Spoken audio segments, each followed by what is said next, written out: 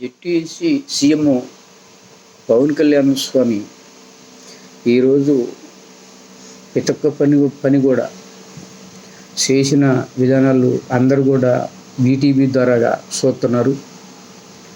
అదే కాదు, అవతల మనిషికి నేను సాయపడలేకపోతున్నానన్నప్పుడు కూడా ఆయన ఆత్తులద్దత్తులు అమ్ముకొని కూడా దానికి సాయపడ్డ ఒక దాత అంటే పవన్ కళ్యాణ్ స్వామి మహావీరుడు అని అనిపించుకోండు. ఎందుకంటే వెనక్కి తిరిగి నా ఆస్తి అయిపోతుందని, నా పిల్లలు లేదని వెనక్కి చూసుకోలేదు. అస్మంటి ఒక దాత నేల మీద భూమి మీద పుట్టినందుకు అందరూ కూడా గౌరవించాల్సిన రోజు వచ్చింది.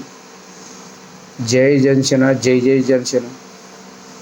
మహావీరుడు అంటే ఎప్పటికైతే 10 మందికి సాయపడుతుందో అదే చూసుకోవాల్సింది. ఆయన డబ్బులు లేకపోయినా కూడా ఆయనకి 10 మంది మంచి పని చేస్తున్నాడనే అందరూ ఆయనకి వెళ్ళి చూడటం ఈరోజు.